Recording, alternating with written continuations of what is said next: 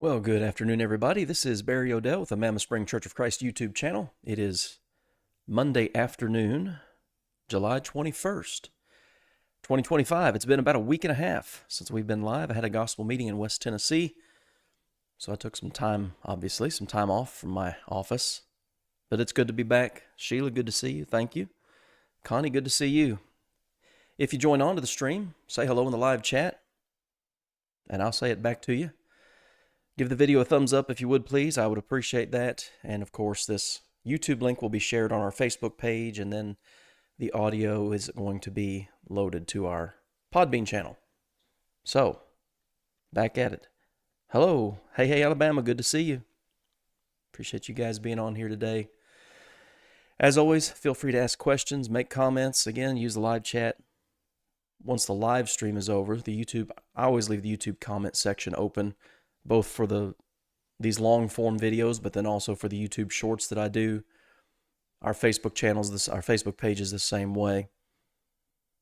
I had this guy on our YouTube channel. He kept showing up, commenting on the YouTube shorts, which is perfectly fine, but his comments they would never have anything to do with the content that I was doing at the time. And then he would start commenting like, why are you deleting my comments? Why are you I was like, nobody deletes any comments. So, just so you know, hey Lyle, good to see you. Just so you know, I will not delete comments on here. Now, YouTube has some filters. I know I can apply some filters. You can apply some filters to the comment section, but I don't delete any comments. No reason to. YouTube will handle some things if there's certain words or certain type of language used, but I don't do that. So, those sections are always open. All right, John chapter 20. Let's get started today. The empty tomb. So again, it's been a week and a half. We went through John, obviously, chapter 19, where Jesus is mocked.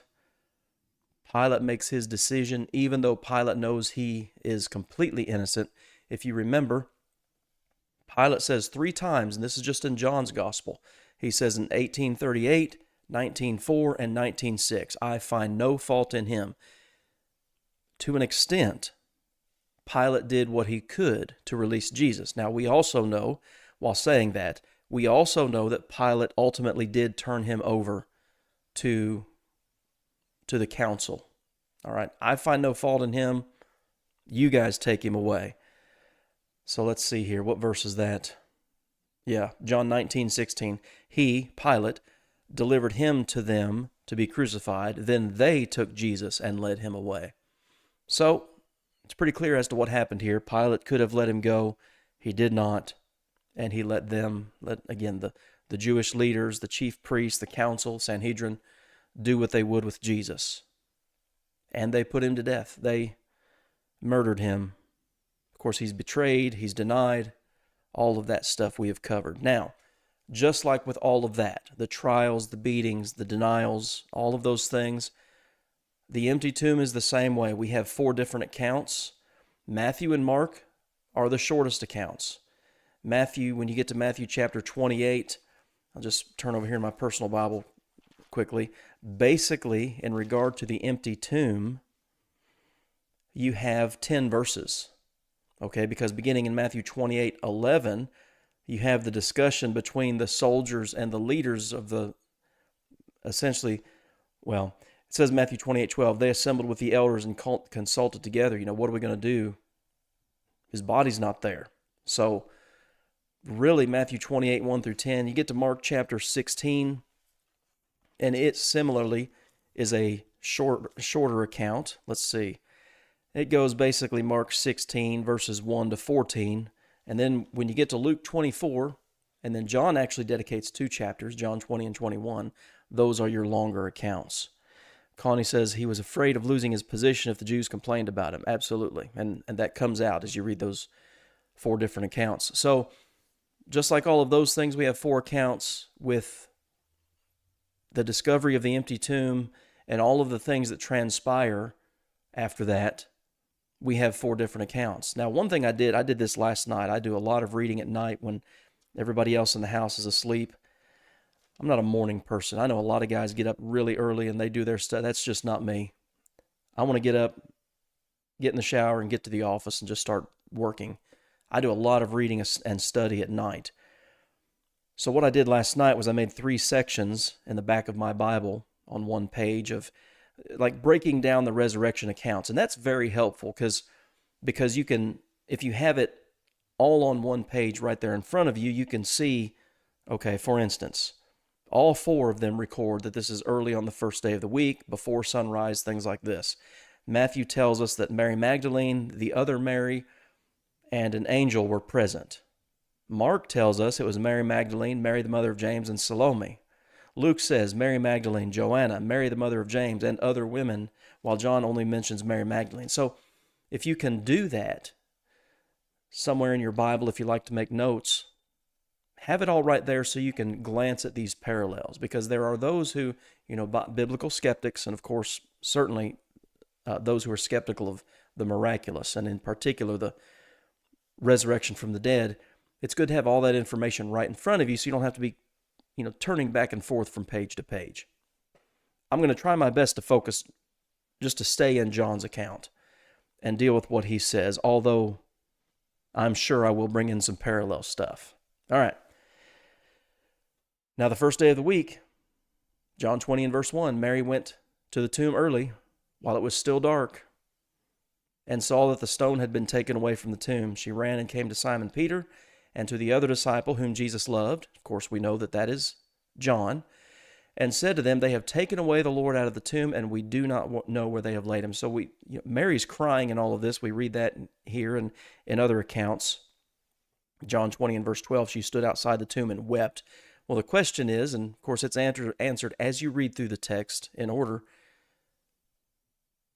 if she believes in the resurrection and remembers what Jesus taught about this, why is she crying? And why would she say, as she says here in John 20 and verse 2, they have taken away the Lord out of the tomb? And I've kind of said this throughout the Gospel of John, the disciples in particular, but it seems even Mary here, Mary Magdalene, they're a little bit slow because on picking up what Jesus said, because he has said specifically, we are going to Jerusalem, I'm going to be betrayed, I'm going to be murdered, and I will rise again the 3rd day. Okay, he said that multiple times, but the people are still in unbelief. And I suppose I don't know, man, it's like you can't be too hard on them because you've got to think about what they just witnessed. All right, everything we just read in John chapters 18 and 19, and what you read in Matthew, Mark, and Luke, and everything that Jesus went through, and then they shoved a spear into his side. All right, you just witnessed all that. And yes, it's Jesus, okay? We've seen him perform miracles, and we've heard all of his teaching and all of this, but they just shoved a spear in his side. All right, he's been on the cross for hours. He's dead. So you might, to an extent, say, I can understand the struggle here. They've taken the Lord out of the... Well, they who? And that's a question. I wrote that in the margin of my Bible here. Well, who would have done that? Well, it couldn't have been the disciples, because you remember in the garden, shall we strike with the sword? No, don't do that. Well, that's when Peter, of course, cuts off Malchus's right ear. Put your sword up.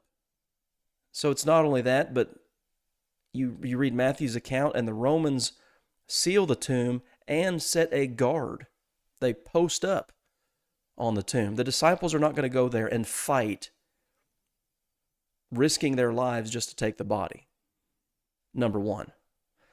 Number two, the enemies certainly aren't going to do this because he's talked about his resurrection. I mean, think back all the way to John chapter 2. Destroy this temple, and in 3 days I will rebuild it. Now they were thinking of the temple in Jerusalem. It took us 46 years, and at that point it wasn't even finished. Well, he's talking about his body. So there's no real motivation for the disciples to steal it, and because of what they would have to endure. And there's certainly no motivation for the enemies of Jesus to steal his body away. So who's Mary blaming here? I don't really know. Doesn't really matter. It's just interesting to think about. We don't know where they've put him. Peter goes, the other disciple, that's of course John, they run together. John outruns Peter. The text tells us. And John outran Peter and came to the tomb first. He stooping down, looked in. he sees the linen cloths. I want to focus on this for a bit today. I don't know how many of you have read about or seen videos on the Shroud of Turin, okay, the supposed burial clothes of Jesus. One of the most suspicious things about that is that it's one piece of cloth. The second is it didn't appear until 1355, okay, mid-14th century. Where's it been? And how did some guy just have it? All right, so anyway, I want to focus on a couple of words here to see that he didn't have one piece of cloth that he laid on and then that was long enough that they folded it over top of him. I think the Shroud of Turin is like 14 feet. What was it? 14 feet, 7 inches, something like that. But when folded in half, they would say Jesus was about 5'7". Okay. Matthew and Mark don't say anything about that stuff. Luke and John both record what Jesus was wrapped in. Let's see, Connie says, I'm kind of behind on the comments here. Connie says they were used to Jesus raising someone from the dead. I think they just couldn't grasp that he could raise himself. Yeah. And again, I can appreciate that because of what they just witnessed him go through. All right. And he had said he's going to die. But he also said, I'll be raised the third day. So anyway, Peter and John run to the tomb. John outruns Peter. John stops and stoops down and looks in. And again, you see and the text in both Luke and John's account, it's plural. It's not one piece of linen, okay? It's not one piece of fabric. John sees the linen cloths lying there. He didn't go in. Peter runs in, and he saw the linen cloths, plural, lying there. This is not one piece. And, by the way, so you have these multiple cloths that both Peter and John see, but then Peter sees the handkerchief that had been around his head, not lying with the linen cloths, plural, but folded together in a place by itself. So there are multiple pieces of cloth here, both with what Peter saw in one place and then the handkerchief that he saw in the other. Now, the word handkerchief there is interesting. It's a Greek word that literally means a sweat cloth for the face. Okay? We see people still carrying handkerchiefs around today. I mean, you see preachers do that sometimes. They'll be up there sweating, and they'll pull out a handkerchief and they'll wipe their face. The Shroud of Turin is a, what's the word? I don't want to use the word fake. It's a farce. Maybe that's the best word. Yeah, Connie says her version even says linen wrappings, and that's one of the technical definitions. The technical definitions are small wrappings or bandages. Okay, it's not one 14-foot long piece of cloth that they laid down on the stone, because this is what the Shroud of Turin is. It's 14 feet, some odd inches long, and it's like they laid it down lengthwise in the tomb, laid his body on it, and then folded it over his head and down to his feet. You can Google the images. It does not match what the biblical record states. There are multiple pieces of cloth, and then there's a facial handkerchief that would obviously be around his head. So it's one of those things that's treated like in Roman Catholicism and Greek Orthodoxy, Eastern Orthodoxy, however you want to say that, a relic. People worship these things, and they say, no, we don't. Yeah, you do. You venerate them. You lift them up to a position that it's just a piece of cloth, not discovered until the 14th century, and it doesn't match what the Bible describes as Jesus being wrapped in the biblical text. Connie says, just look at a movie with mummies. They were wrapped with strips of cloth. And documentaries that show how those kinds of things were done. Yeah, it wasn't one piece of cloth that they just laid the victim on and then folded it in half over them. I even saw a preacher within the church the other day posting something about this Shroud of Turin on Facebook and how it's possible. I just don't see it. The text nowhere indicates that would be the case. Anyway, back to the bigger picture here. John chapter 20 and verse 7. You have the multiple linen cloths lying in one place. You have a handkerchief that had been around his head in another place, not lying with the linen cloths. It's like John is telling us, let's see, you've got verse 5, linen cloths, verse 6, and then verse 7. And then you have the handkerchief in verse 7. It's like there are multiple pieces of cloth here, and none of them appear to be 14 feet long, folded in half. Then the other disciple who came to the tomb first, again, that's a reference to John, he went in also, and he saw and believed. So notice that, he saw and believed. Thomas is going to go through that, isn't he? In John's gospel. Something to think about. For as yet they did not know. Think about this. They did not know. They didn't understand. I pulled up the little footnote here.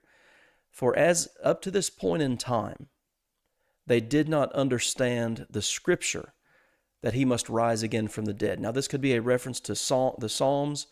Psalm chapter 16, Psalm chapter 2, Isaiah chapter 53 and verse 10 mentions the resurrection.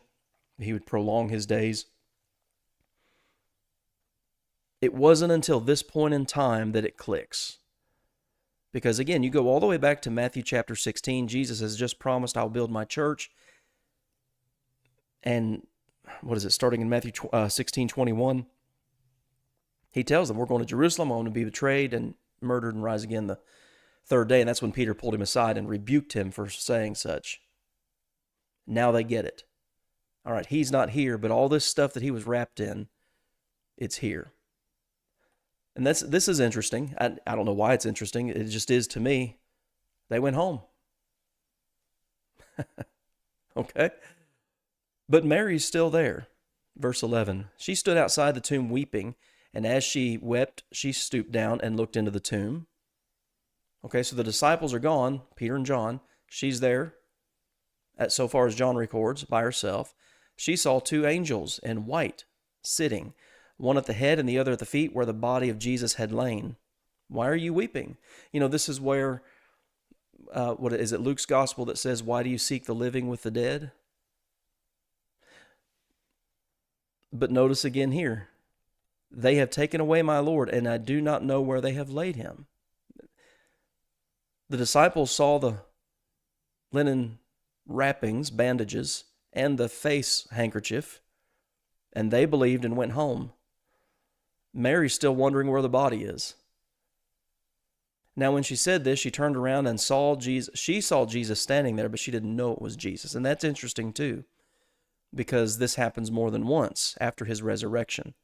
This happens, it's recorded in Luke chapter 24. Mark mentions this in passing. Let me see here. Well, I'll just do it on the screen here so you can see it. Mark mentions this in passing in his account. Mark 16, let's see. Yeah, verses 12 and 13. After that, he appeared in another form to two of them as they walked and went into the country. And they went and told it to the rest, but they did not believe them either. Now, as you can see here, Luke expands on this. These are the two disciples who are walking on the road to Emmaus. It's not two of the apostles, because these two disciples, whoever they were, they go to the 11 after all this happens. So you have all of these witnesses to the resurrection.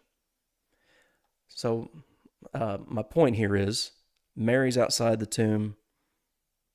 You've got these multiple accounts, again, 4 accounts in regard to everything that has happened here.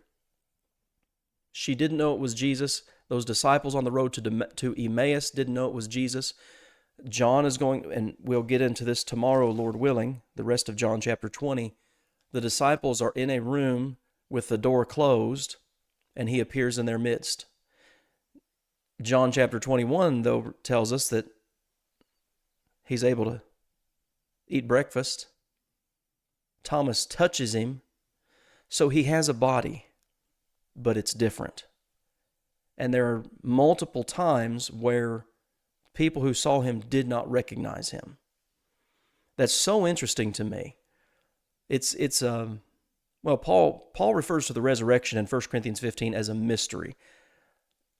Whatever happens in the resurrection, it's going to be orderly. I preached on that in Tennessee last week in 1 Thessalonians chapter 4. There's an order to it. It's not all chaotic and people running around and trying to hide and get away. Paul lays it out pretty clearly there in 1 Thessalonians chapters 4 and 5. But then Paul calls it a mystery. It is to some extent not really clear how things are going to be. So, for instance, Philippians chapter 3, verses 20 and 21, our citizenship is in heaven, from which also we eagerly wait for the Savior, the Lord Jesus Christ, who will transform our lowly body, that it may be conformed to his glorious body, or his glorified body, according to the working by which he is able to even subdue all things to himself. So whatever his body looked like, it was different. It had different abilities.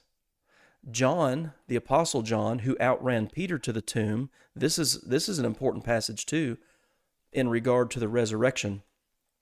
John tells us this, 1 John 3:2. Beloved, now we are the children of God, and it has not yet been revealed what we shall be. But we know that when he is revealed, we shall be like him, for we shall see him as he is. It's a mystery. Paul says it, and John says it.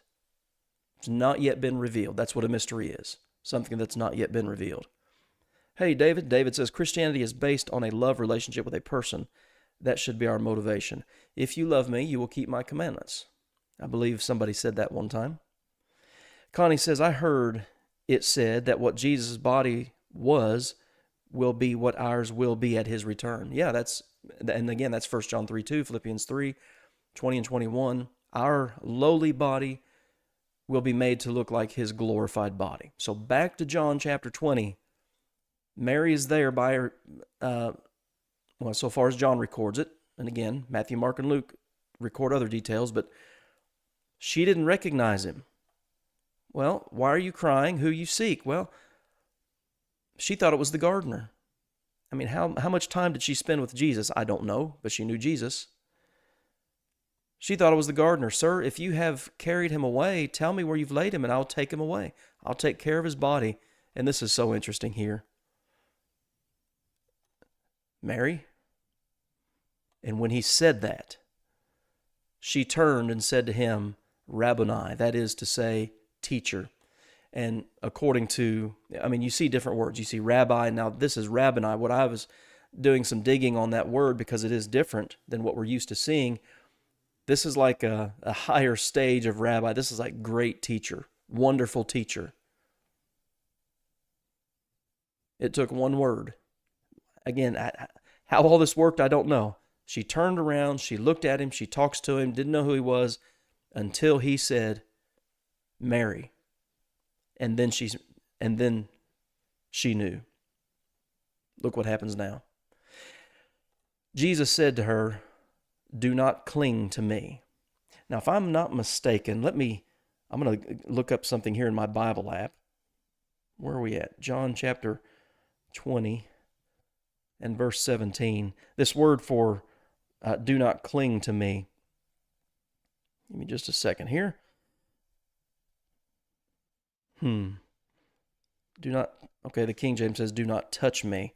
So here's the definition of this word. To fasten oneself to adhere to cling to.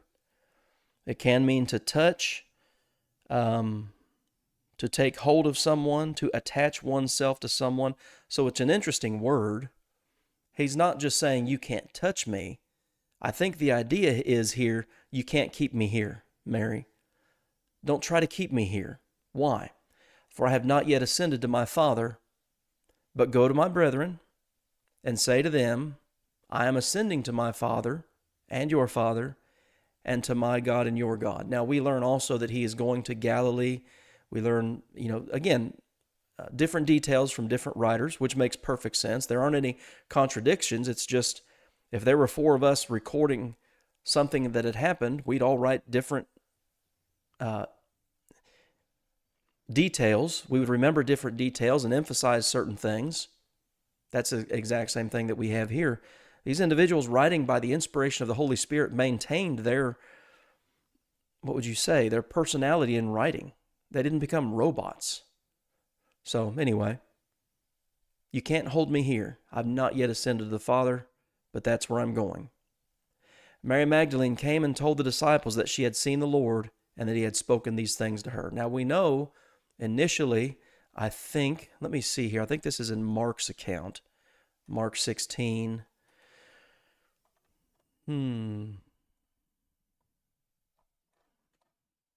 Yeah, there we go.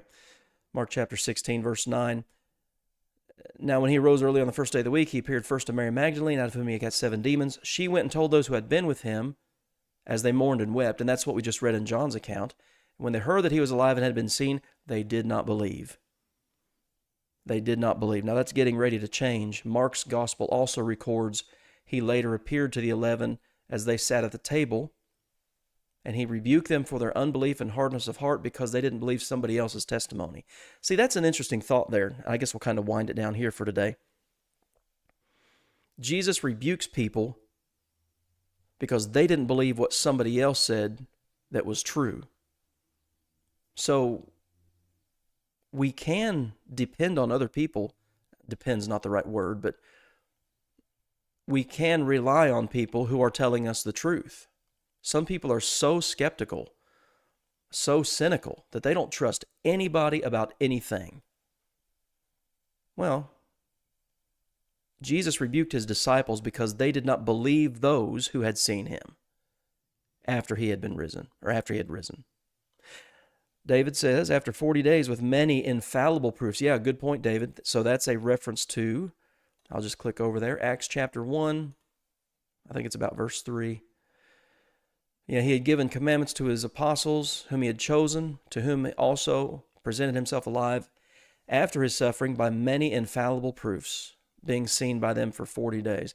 Of course, Paul, over in 1 Corinthians chapter 15, talks about the fact that he was seen by,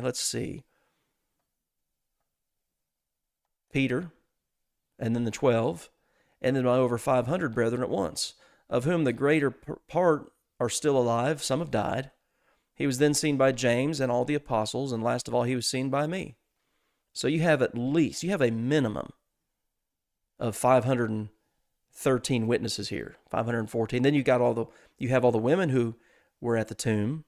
So it's just interesting to note the level of evidence that was available to those early disciples. And it's interesting to note that Jesus rebuked somebody because they didn't believe what somebody else said that was true. So we might be careful about being so.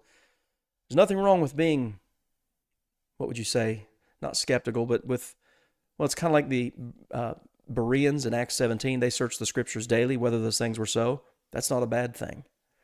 But don't be so skeptical that you don't believe anybody ever about anything. And that seems to be where the disciples are. I mean, what motivation?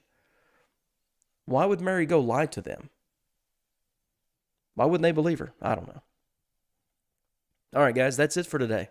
Good to be back with you. If you haven't done so yet, give the video a thumbs up. I would appreciate it. I appreciate you being on here today and all the back and forth. The plan is we'll come back tomorrow, and we're going to hit the rest of John chapter 20 because there is a lot that takes place here. You have John's record of the Great Commission, and then you have, of course, who we refer to often as Doubting Thomas, which I don't think is the proper way to identify him. But we'll deal with that tomorrow. Appreciate it, guys. Good to see you again. Good to be back. Hope to see you back here tomorrow at 2 o'clock, and we will pick up in John chapter 20 and verse 19. Have a good day.